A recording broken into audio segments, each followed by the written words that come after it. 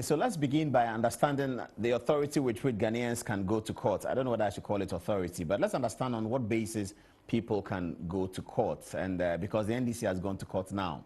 Under the 1992 Constitution, every Ghanaian is given the authority to go to the Supreme Court and challenge an action that has been taken by a Ghanaian who has state authority like a minister, president, vice president, or an institution of the state like parliaments, like the executive, like ECG, like VRA, like the Electoral Commission. So the NDC have gone to court on this authority against the Electoral Commission. Let's understand which part of the Constitution gives the NDC the right to do so. So we go straight to Article 2.1 of the 1992 Constitution. Now, this is the second article in the Constitution, means that it's taken very importantly, and it is thought to be a very basic fundamental power that every Ghanaian must have. Let's read it. So Article 2.1, as you can see, says that Article 2, Clause 1, a person who alleges that A, an enactment or anything contained in or done under the authority of that or any other enactment, or an act or omission of any person, is inconsistent with or in contravention of a provision of this Constitution, that person, such a person, may bring an action in the Supreme Court for a declaration to that effect, a declaration to the effect that the action complained of is inconsistent with the Constitution or is in contravention of the provisions of this Constitution. So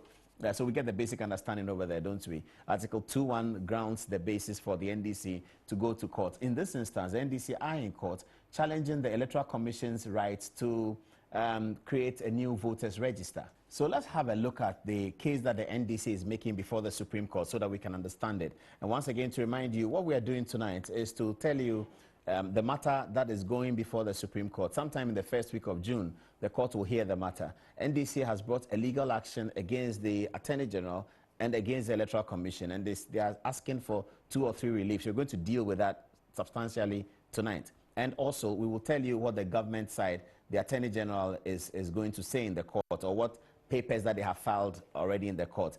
We have received these documents from the documents that have already been filed in court. So they are documents that are now a matter of public record. So we're going to show you what the NDC is saying, and we're going to show you what the Attorney General and Defense will be saying to the court. So let's start first with the case that the NDC is making. So NDC is seeking fundamentally an original relief and an alternative relief. So that means that they're asking for something in its original form. If they don't get that, or if the court doesn't agree with them, in the alternative, they're asking for another relief. And what's the Attorney General doing? The Attorney General is responding to the matter. Here is the first relief that the NDC is seeking. So the NDC is seeking the relief as follows. They are asking for this declaration. They are asking for a declaration that, upon a true and proper interpretation of Article 45A of the 1992 Constitution, the second defendant, that is the Electoral Commission, has the constitutional power to and can compile a register of voters only once, and thereafter revise it periodically, as may be determined by law. Accordingly, and this according to the NDC, the Electoral Commission, that's the second defendant, can only revise the existing register of voters, and that the Electoral Commission lacks the power to prepare a fresh register of voters for the conduct of the December 2020 presidential and parliamentary elections. So you get the point that the NDC is making. They are saying that according to Article 45A, the Electoral Commission has the power to create a voters register only once, just one time. And thereafter, they can revise it according to law, or they can revise it pursuant to a law, like a constitutional instrument. So we don't know what the Supreme Court will say. We don't know the answer to that. This is what the NDC is saying. Let's go and look at Article 45A. Let's look at it. It says, the Electoral Commission shall have the following functions. A, and we're dealing with just A. The function is to compile the register of voters and revise it at such periods as may be determined by law. It says to compile the register of voters and revise it at such periods as may be determined by law. Now, the NDC is saying that to compile happens only once. To revise it, you can do it all the time. So the Electoral Commission does not have the power as it is, because there's an old voters register to compile at all. That's what they are saying. We'll hear what the court says. So that is the first relief sought by the NDC. There's a second one, and let's look at what the NDC is asking for in the second one, and that's the beginning of the alternative. So the NDC says that the Electoral Commission cannot compile a voters register. They're asking for the Supreme Court to make a declaration to that effect. If, in the event that the Supreme Court does not make that declaration, then the Supreme Court should consider something else, and that's what they are saying. Let's look at what they are saying. So that's on your screen now. It says, a declaration that upon a true and proper interpretation of the provisions of the Constitution, particularly Article 42, upon the registration of and issuance of a voter identification card to a person, that person has accrued rights to vote, which cannot be divested in an arbitrary and capricious manner.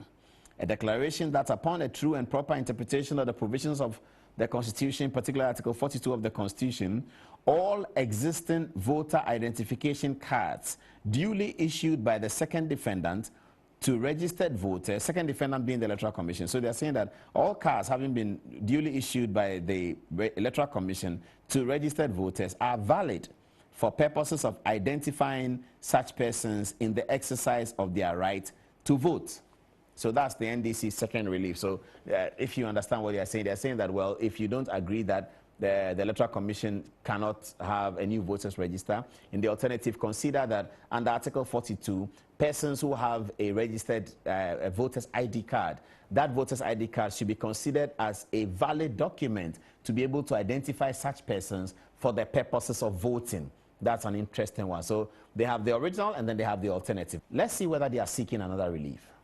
And yes, they are seeking another relief, and that's also on your screen now. It says as follows: a declaration that the second defendant, being the Electoral Commission, in purporting to exercise its powers pursuant to Article 51 of the 1992 Constitution to exclude the existing voter identification cards from the documents required as proof of identification to enable a person register as a voter without any justification is arbitrary, capricious, unreasonable, and contrary to Article 296 of the Republican Constitution of 1992. So here, the NDC is going more direct, and they're asking the Supreme Court to make a serious declaration. They are saying that the Supreme Court should determine as illegal the Electoral Commission's basis for saying that people with a voter's ID card cannot participate in the election. They say that it's contrary to the Constitution and it's contrary to Article 296. Now, Article 296 talks about the power of discretion, the power of any institution to use discretion. Let's have a look at it. It says, where in this Constitution or in any other law, discretionary power is vested in any person or authority, A, that discretionary power shall be deemed to imply a duty to be fair and to be candid. B, the exercise of the discretionary power shall not be arbitrary, capricious, or biased, either by resentment, prejudice, or personal dislike, and shall be in accordance with due process of law. And where the person or authority is not a judge or other judicial officer, there shall be published by a constitutional instrument or statutory instrument regulations that are not inconsistent with the provisions of this Constitution or that other law to govern the exercise of the discretionary power. Article 296 is one of the very well applauded articles of the Constitution, furtherance of good governance and in furtherance of democracy, etc., etc. It's an article that brings a limitation to the exercise of discretionary power, because throughout the Constitution, many individual authority holders and many institutions have been given the power of discretion. 296 actually regulates that discretion, and that's what the NDC is referring to. So these are the key points on which the NDC's application is standing before the Supreme Court. Let's now go and see what the response of the Attorney General is, as submitted to the court and as we have seen. And this matter is going to be ruled on by the Supreme Court in the first week of June, we understand. So this is what the Attorney General is saying. Attorney General's office is represented by the Deputy Attorney General, Mr. Godfrey Dame. This is what he's saying. Well, he begins on a technical point. So he has presented responses to the NDC argument. But before then, in terms of his brief before the court, he starts on a technical point. He starts by saying that the NDC have come to court at the wrong time and that their writ is incompetent before the court. Now, when lawyers say that, it means that you have no cause of action. The plaintiff has no cause of action. Typically, in constitutional cases, you would always have a cause of action because, as they say, your interest in the matter is with the Constitution or it's against violation. But here, the Attorney General is saying that the CI that the Electoral Commission has, the constitutional instrument that the Electoral Commission has put to Parliament, against which the NDC is arguing, has not yet matured, because that law will mature on the 5th of June. So that any time before the 5th of June, one cannot go to court and talk about it, and that it represents two levels of abuse if the court were to agree with the NDC and substantially rule on the matter. It says that it will mean that the court is usurping the authority of Parliament, because Parliament is yet to consider the CI. Maybe they will dismiss it, maybe they will uphold it. The Supreme Court cannot have a role in that process. The Supreme Court's role can only be invoked after the law has been passed. So until the law is passed, the NDC cannot come to court. And this is how he puts it. Very interesting language in the matter, in the document that's gone to the Supreme Court. He says in a quotation, talking about the fact that the NDC's writ is incompetent, he says, it is simply procedurally incompetent and not cognizable as reliefs that may properly be applied for pursuant to the Supreme Court's original jurisdiction under Article 2.1. And we read Article 2.1. Let me read it again. It says that the NDC application before the court, the writ, is simply procedurally incompetent and not cognizable because the reliefs that are being sought cannot be sought at this time. And he uses some big English. He says reliefs that may properly be applied for pursuant to the Supreme Court's original jurisdiction. So fundamentally, he says that the writ is incompetent. And then, as we identified before, he says also further on your screen, he says further, Mr. Dami submits that to entertain the NDC's action will amount to a usurpation of the courts, a usurpation by the courts of the power of Parliament to either annul the intended legislation or approve same becoming law enshrined in Article 11.7 of the Constitution. So Mr. Dami's first point of concern about the NDC is that he's asking the court actually to dismiss the matter. He says the court cannot even go into the merits of the matter. They cannot go into the merits of the matter to decide whether the Electoral Commission has power to do so, etc., because he's saying that those powers that the Electoral Commission is asking for, or the procedure that the Electoral Commission is asking for, or the exercise of a new voters register that the Electoral Commission wants Parliament to endorse, that has not yet happened. What has happened is an expression of intention in a CI that's before Parliament. No one knows how Parliament will deal with it. Parliament is an independent body that stands on its own, and the Supreme Court cannot get into the business of Parliament. So NDC should have waited. When the law is passed, then they can go to court. The Supreme Court will hear it. We don't know what they will do, but the Attorney General is saying that the NDC writ is incompetent because of that, that it discloses no cause of action. They have come to court at the wrong time, and they should be dismissed. That's his first point. So on the second matter, we already know what the NDC said. The NDC said that if you look at Article 45A, and we put Article 45A on the screen, and it said that the Electoral Commission has power to compile the voters register and to revise it and at such times as may be determined by law. The NDC's view of the matter in this writ is that to compile is to compile only once, and to revise a subsequent. So the Electoral Commission, once a voters register has been compiled, they cannot compile another one. Let's hear how Mr. Dami and the Attorney General responds to this matter. And it's on your screen now as follows. This is what he says. He says that he's inviting the court to take note of the absence of any punctuation in Article 45A. That's interesting. We'll come and look at it. He says there's no punctuation in Article 45A, except a semicolon at the end. Quite clearly, according to the Attorney General, quite clearly, therefore, he says, without any difficulty, the words being to compile and to revise, the words must be read together. He says there's no need to disaggregate them. The Deputy Attorney General submits that by the ordinary rules of English language, the absence of any commas or punctuation at all in Article 45A means that all the words must be read together, and attempts to compartmentalize them should not be countenanced by the court, he says. So he's saying that if you look at 45A, and let's put 45A again on the screen. Yes, there you have it. It says if you look at 45A, there is no comma. So let's have a look at it. The Electoral Commission shall have the following functions: to compile and the register of voters and revise it at such periods as may be determined by law. So to compile the register of voters and revise it at such times as may be determined by law. So Mr. Dame is saying here that because there's no punctuation, to compile and to revise can be done according to the periodically that the law uses. So you can revise it at any time and you can compile at any time. So he disagrees with the NDC that Article 45A is pointing the Electoral Commission to compile once and can revise later. So that's the matter before the court. I'm sure the court will determine that. Let's see how Mr. Dame responds to the other reliefs claimed by the NDC. Now let's come to the NDC second relief. And you remember the NDC second relief is that the Electoral Commission should not be allowed to use the to exclude the use of the voter's ID card for purposes of registering people for purposes of 2020's election.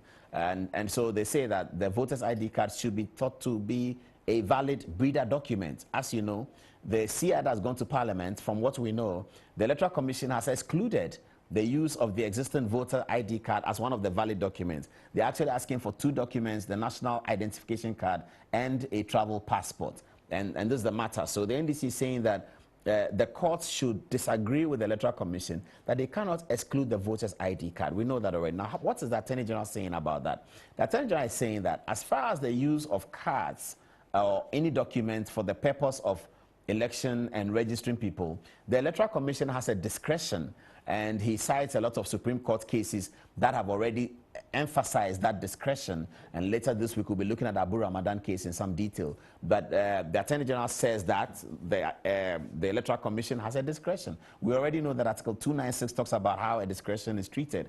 But let's hear what the Attorney General said. He says there's a discretion for the Electoral Commission to do so. And he cites the following cases in the law, all of which point to the fact that the Electoral Commission's discretion in this matter is unfettered. And it's as follows. It's on your screen. So he cites to the court, he says the court should look at the following matters, because whether or not a card is used is fully within the discretion of the Electoral Commission. The cases he cites are Abu Ramadan and Nimaku #1 versus Electoral Commission and the Attorney General, #1.